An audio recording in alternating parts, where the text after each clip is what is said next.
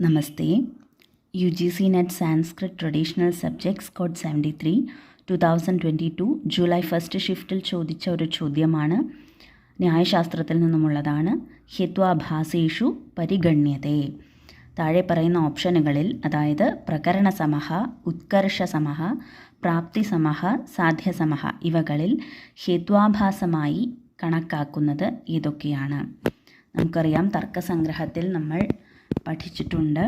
സവ്യഭിചാര വിരുദ്ധ സത്പ്രതിപക്ഷ അസിദ്ധ ബാധിതാഹ പഞ്ചഹേത്വാഭാസാഹ.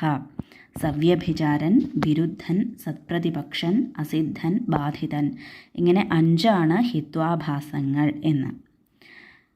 ന്യായസൂത്രത്തിൽ എന്താണ് പറയുന്നത്? സവ്യഭിചാര വിരുദ്ധ പ്രകരണസമ സാധ്യസമ കാലാതീതാഹ ഹിത്വാഭാസാഹ.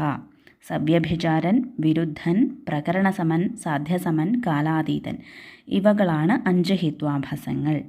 ഈ ന്യായസൂത്രത്തിൽ പ്രകരണസമൻ എന്നു പറയുന്ന ഹിത്വാഭാസത്തെയാണ് തർക്കസംഗ്രഹകാരൻ സത്പ്രതിപക്ഷ എന്ന് പറയുന്നത്. അതുപോലെ സാധ്യസമഹ എന്ന് ന്യായസൂത്രത്തിൽ പറയുന്ന ഹിത്വാഭാസത്തെയാണ് അസിദ്ധ ഹിത്വാഭാസം എന്ന് പറയുന്നത്. അപ്പോൾ ഓപ്ഷനുകൾ നോക്കുകയാണെങ്കിൽ നമുക്ക് മനസ്സിലാകും, പ്രകരണസമഹ, സാധ്യസമഹ, ഇവ രണ്ടുമാണ് ഹേത്വാഭാസത്തിൽ ഉൾപ്പെടുന്നത് എന്ന്.